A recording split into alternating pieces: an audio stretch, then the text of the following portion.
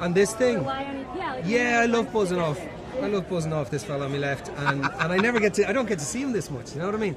Like we go since we first. We did have worked. an awkward moment at the Globes where we kissed. I went to kiss one We cheek. both He went went for to kiss the other cheek. the other cheek, and it we ended both up- met in the middle. And this But I very, wanna say- he was walking up, and we were both kind of thinking that was a little bit odd. Yeah. And then next day it was a massive big. There was a big to-do about it all. photograph of full on smooching. And we were both down with COVID, so we don't know who Next threw day the we were- first stone. We don't know who patient. We don't know who patient I know, I zero got a was. disease but- off him. yeah, You guys are all feeling better now. yeah, No, we're all to good. go, yeah.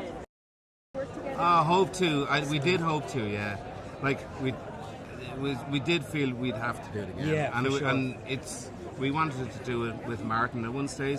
There was something else that we were going to do, and I'm glad it didn't work out because we got to revisit each other through the lens of the Banshees, which is just so perfect. No, that was exactly. It's perfect. So we kind of felt it was in.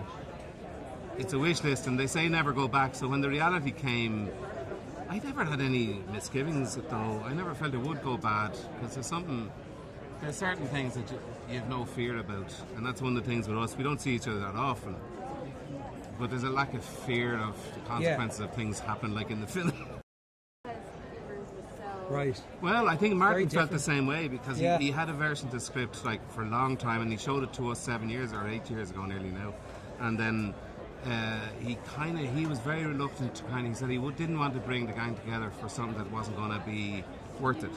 So I think that was the reason it was 15 years more than anything else, which I was delighted about as well because we were both kind of relieved that this work is worthy of really sort of, going at it, and just like, again, why would you, even if it didn't work, it would have been worth attacking, that kind of way. And did it mean more to you guys to do something literally so close to home? Did to me, yeah. I think probably did to you too. Different might have ways, been, I'd say, might have yeah. been an added touch because Brenda still lives at home, and I live over here now. So to get to go home, I got to, the way life works out and the fortuitousness of getting to cross paths with some people that I hadn't seen in 20 years.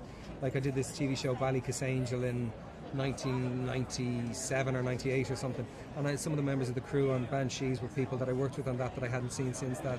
So that was a coming home, and while there's been lots of water under the bridge for those 25 years and we've all lived lives and we've experienced losses and births and this and that and the other, you still look into people's eyes and you see there's some fundamental thing that hasn't changed. So the kind of life affirmation of that for me was extraordinary.